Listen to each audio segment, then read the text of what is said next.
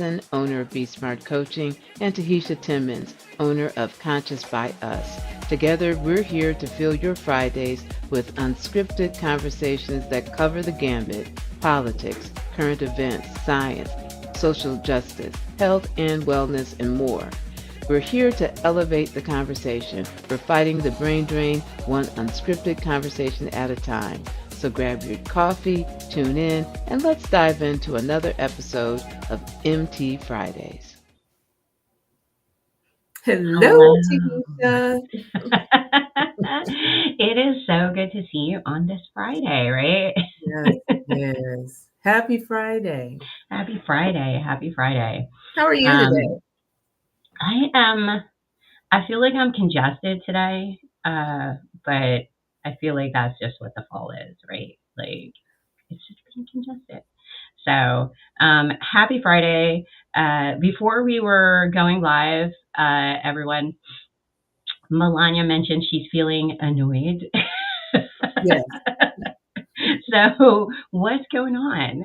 You know, Because nothing. that's Only my expectations, right? So mm, I'm trying to manage my mornings, right? So that I can add something like movement or exercise. So I've started the Adrian 30-day yoga challenge, and I'm day 3, and I was going to do it this morning. It's a half hour, so I'm like, okay, I can't do that. So I'm like, okay, I'm on my TV on YouTube trying to find morning yoga keeps taking me to Adrian, and then I find something, and then I'm in it and I'm moving, and then it freezes. And so I'm like, and I wanted to meditate, and I didn't get my meditation in, and so I'm like, that expectations.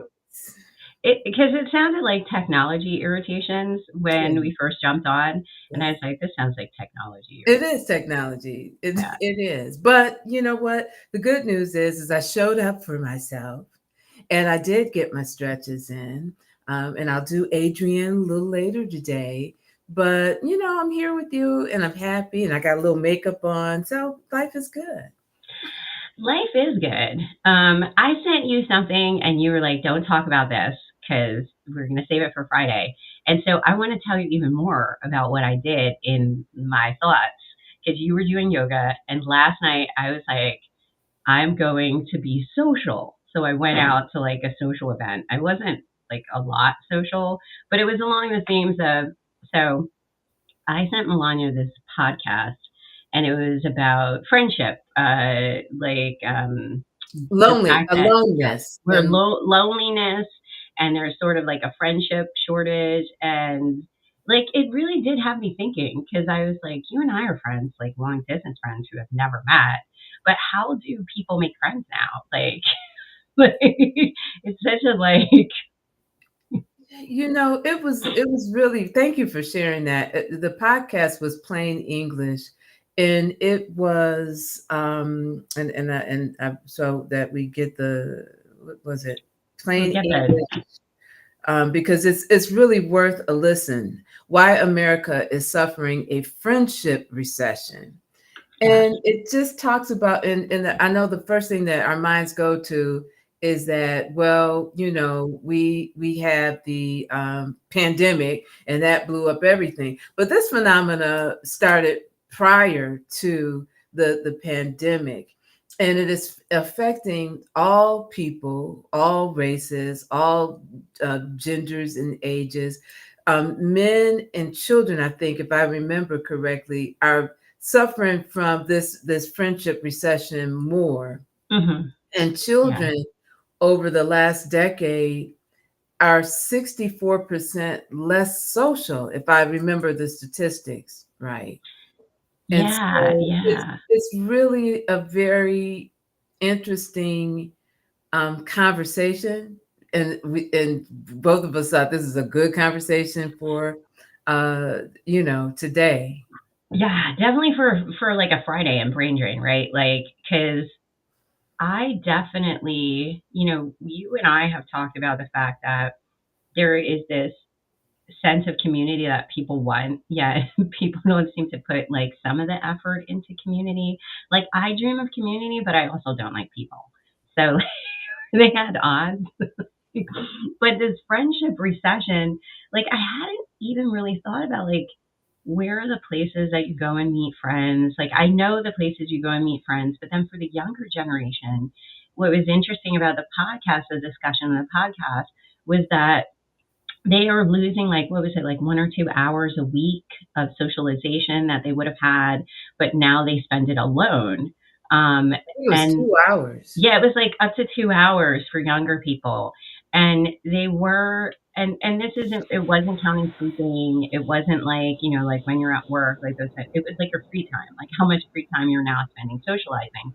And it is a skill that it almost like it is a learned skill. And so if you're not physically socializing with people, how then do you learn that skill? And if you're parents, like what they didn't talk about, what if your role models, because of shifting socialization patterns, no longer know how to socialize? Because I suck at socializing. So I was like, how am I an example to any younger person how to socialize? Like, I'm like, here's my phone. I would rather like listen to a podcast and text somebody. Like, I'm not the normal Xer because I would prefer to text than talk.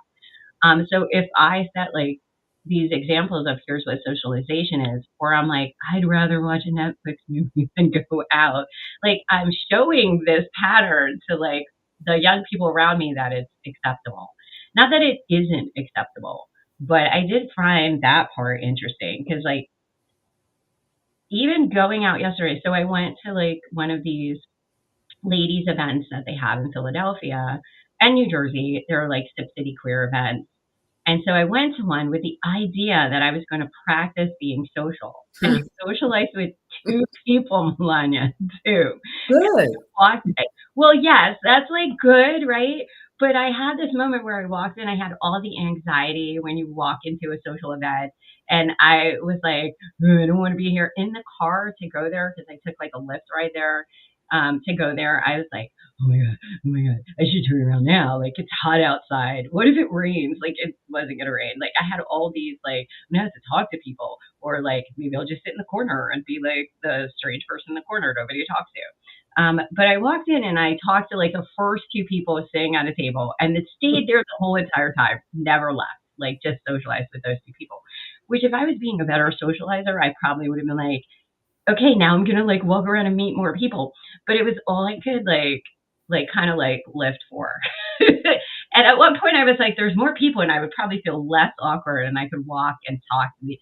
And I was like, that requires a lot. And Well, they want to talk afterwards. you know, it's funny because that's one form of socialization or networking.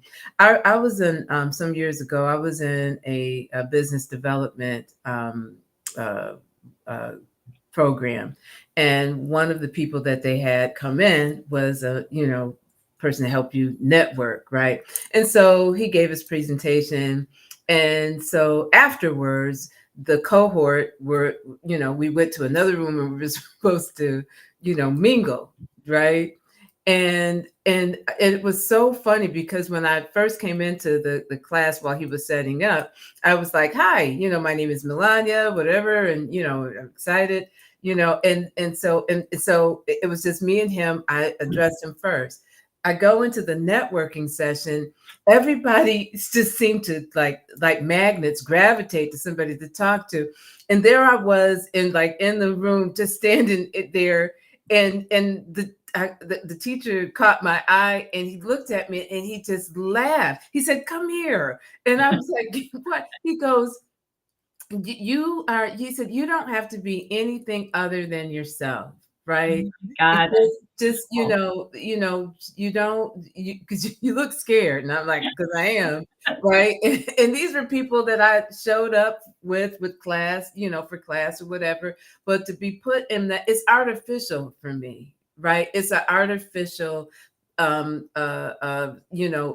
I'm now going to talk to you. I don't know you. I don't know your interests. I don't know if you even, want to talk to me. And now I'm going to force a conversation. And that feels artificial to me. I remember some years ago going to an event. It was a work of social networking event. And I noticed the manager of this hotel, he worked the room. He went person to person to person to person to person. And I looked at him and I thought, I'm never going to be that person. But I had an expectation of being that person. And Mm. so what I have done now, and I don't network as much as I should for my business, but what I do now is I find some place comfortable that I want to sit, and whoever gravitates towards my way or whatever, I strike up a conversation. And because I realize it's not meeting 100 people, it's actually building a connection with at least one. And so And that's what I think about now. yeah, because as I was sitting there thinking, like, oh, I should probably talk to more people, I also was thinking in my head, but do I want to make connections with more people? Like, do I want to like continue the conversation? Because the goal, I would think, or maybe one of the goals with real friendship is, or meeting people who possibly could be friends, is to continue onward after that initial meeting them. Right. And so that, I think, is the spark that, much like a love relationship, is hard to nurture. Because even in the podcast, it said something like you need like a certain amount of time spent with somebody before it's really like a friendship. And so we talk a lot about loneliness, and I think there's a lot of confusion about romantic loneliness, friend loneliness, family loneliness, like connection. And like so few of us connect with other people. Like even if it's just the person who gives you coffee at the coffee shop you go to, like there's some people at the coffee shop I feel like I connected to, and like I'm like, hey, how are you doing? And then the other people I'm like, oh, they just work here. I don't know them from Adam. But like that feels also like connection, because I feel like I see that person. I've seen them the amount of time it said in podcasts, like probably met them that many times. But like it is so hard to just sometimes like focus on meaningful connection, like to not feel lonely. Because I think you can be alone. Because Melonya, I feel like you and I are alone, right? We live alone, like, and like I have Bravo and Echo, but like my kids are at the house. So like, how do we like make sure somebody finds our dead bodies and we aren't eaten by our pets? Like, Or at work at your workstation, and it takes how many days for it to find that woman? How many right? days did it take that poor woman at what was that the name of the company? Yeah, she died at at her cubicle, and it took them an inordinate Too amount long. of time to realize that there was a dead, stinking woman at her at her desk. Okay, but that's a very real thing, and I realized that a lot during the pandemic. Like especially the early parts of it, when nobody called to check on me, right? And I thought, and it's funny because during the pandemic, I realized how many times your body fights things off that never come to fruition, right? You start to Mhm. feel something and you're like, during the pandemic, it's like, oh my God, is it the COVID? Right. And right. But then I got really kind of sad because I thought, you know, nobody calls to check up on me, right? Mm. And then it also made me think too about, I have some friends. I have a friend in California who she's called the mayor of her street because she, everybody knows her. They're all interconnected. It's a community, right? And then I had another friend who was sort of, she curated her fun, right? So she would go and go to events or go to people's homes or whatever, and by proxy, because I was her friend, I would tag along and go. And so I had Those are amazing friends, by the way. those Those are who amazing like friends. curate. If anybody is a curator of events, Melania and I want to be your Yes, I friends. mean, I'll be honest with you. So then our relationship, faded. And then I found myself without a social network, so to speak. And as an introvert and a very shy person, for most of my time, I'm okay with I love being alone, right? But I'm also and I say to anyone, who has the insurance or who can afford it, get a good therapist if you need one. One of my goals was like, I need community. I need my time for myself, right? My alone time, because without it, I've become a basket case. But I also need friendship, and I need fun, and I need these kinds of things. So I'm starting to curate those kinds of activities in my life. And I recently discovered pickleball, and woo, I'm playing this Sunday, and I'm praying to the gods that it doesn't rain. But it's social, it's movement, which I'm trying to incorporate more in my life, and it's fun, right? And trying to incorporate more of those types of interactions with people. I think, from a health perspective, right? Community is so important, and we're seeing that even more. Like the fact that without a sense of connection or community, people age quicker, and your mental acuity goes down. And I thought about it, I don't know my neighbors well enough to be able to be like, hey, you want to come over and we'll have board game night. But I imagine that years ago there was a sense of more connection because we didn't have on-demand television either, right? Or movies or any of this stuff. There's just so much to entertain us. But without that entertainment, right? It feels like people were forced to connect more. And I think they even kind of talked about that in the podcast, sort of because there's so much we have to entertain us, we are more content to be alone, but then we're lonely because we don't have the community connection. And we're still animals. And I look at my dog, and he wants to be social. He's kind of awkward, but he wants to be social. He wants to hang out with other dogs, and they scare him, and some of them bark at him.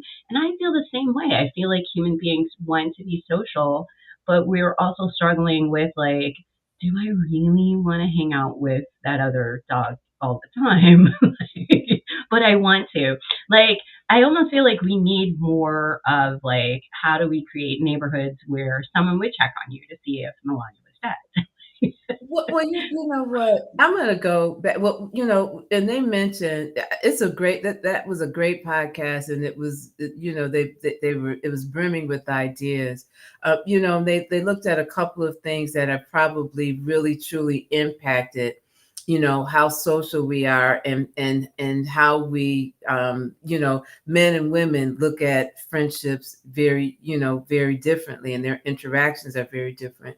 But when it came to social media, right, we've got people boast, I've got 2 million friends, but how many friends do you really have, right? Yeah. And then like you said, then we have the streaming, right? So I can at some point, some folks used to go to a neighborhood pub and watch a local game, a sports event or whatever. But now they have, NFL we have it on our phones. on demand, Yeah. right? So so our activities are making us much more solo and solitary. And again, there's a difference between being alone and being lonely. And Vivek Murthy, about a couple of years ago, talked about a lack of connection being an epidemic, and it having real impact on our health, like smoking 2 packs of cigarettes a day kind of negative impact. And again, like you said, who teaches us now? And here's the other thing too. Now, this sounds really reaching, but we have become a society where we teach children from the very beginning not to connect. Oh my gosh, yes, right? Stranger danger happened in my generation. So right? My kid is so afraid of being kidnapped, abducted, attacked, Right. roofied. And at first I was like, oh, these are strange fears to have, right? But they've been put upon younger generations, my generation, millennials, if you go outside, oh my gosh, do not talk to the dude in the white van. Don't talk to the dude in the white van. That guy's dangerous. But there's such a fear of I know I'm afraid. There's this one neighbor who says hi to me, and I'm like, do I know you? Why do you always say, and I think we just say hi to each other. It's my neighbor who I thought was my doctor for a while. Because I like, we're not going to go into that because it's bad. But, but like, I definitely had a like fear reaction. Like, why would you talk to me? Why are you saying hi? Like, what's happening? So, but we are afraid. That's true. And I realized it, because as shy as I am and introverted as I am, I talk to, which is really quite weird, right? But I'll be I've like, heard wow. you on a dog walk. Oh, see, yeah, I talk to my neighbors, but I'll talk to them straight. Oh, that's a gorgeous dress you have on today, or that's a nice tie, or in the grocery store line. What is that vegetable right there? Well, how do you cook that? You know what? And then I realized that I have no problem initiating a conversation if I'm either trying to give information or seek information, right? But that's how my little brain works. So. But if I see children or I see people, I smile at them and I say But hello. what's in the middle, right? Like I struggle with what happens at like I can do that too, like that piece of it, but then it's like the middle and then like the follow through and the continuation. Like how do you turn the person you're like, that's a great recipe. Oh, let's exchange phone numbers and we'll eat that together without seeming like a creeper or like, is this person into me? Like I want to have a sign that's just like, I'm seeking a friend right now. So I'm going to ask you about this recipe. I'm not trying to hit on you. I'm not trying to like kill you in the parking lot. Let's swap phone numbers and we'll eat the food together. It sounds weird, right? If somebody were like, are you going to eat that later? Can I come over? We can like start a friendship. Well, you know what? I think that, and just going back to that childhood thing, so now you're taught not to engage with people. You don't look people in the eye. We have so much screen time, right? And looking people in the eye when you're shy is one of the most painful things for me, right? But we're not connecting with people visually, right? And our children they're spending so much time on the screen, right? And so that we're helping them to create their own isolation, right?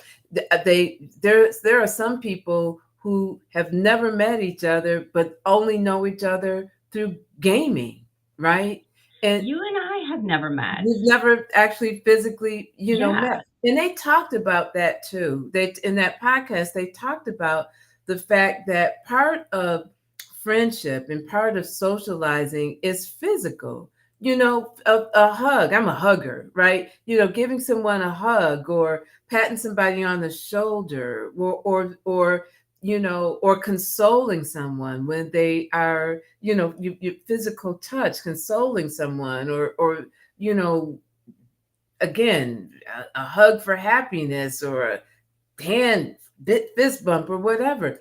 All of that's missing. All of that is missing from our interactions. And we don't, here's the thing. It's funny because they gave a certain amount of time that you spend, before you become friends. I think friendship is instantaneous. Like the first time you and I met, we were friends. We should do a poll on this attached to that. Like, do people think it is instantaneous or like does it build? Because I too kind of had like this thought that like I knew that. So Melonya and I met at an old job, and I knew instantaneously, like you and I connected on many different things, and we were not the only people in the cohort. Right. So there could have been other people, and I'm like friendly with those people that are at that job, but it was like I knew. And like I feel like for the people that I've been friends with, close friends with, like you and I are, it's like you connect on something and I don't even know what it is. But I feel like there could be possibilities at supermarkets in my neighborhood that I'm just not open to because I'm afraid of those people. Well, a little bit more than a coworker or a colleague, like a student. You should be like I knew you were safe because I assumed you were kind of safe because the company must have vetted you in some way. But like maybe my neighbors are safe. So the one guy, he's very quiet. I'm pretty sure he's a serial killer. Yeah. No, I'm kidding. He's probably not. But like it does feel different. Like it feels like work, and like some of the places they name like people normally or usually meet friends or relationship lovers. Those are vetted places because even to go to school, you have to get like vaccines or like something. Somebody let you in. But just like random people out in bars, that's why it kind of does feel a little bit more like, woo, you're putting everything on the line here. No one knows who this person is.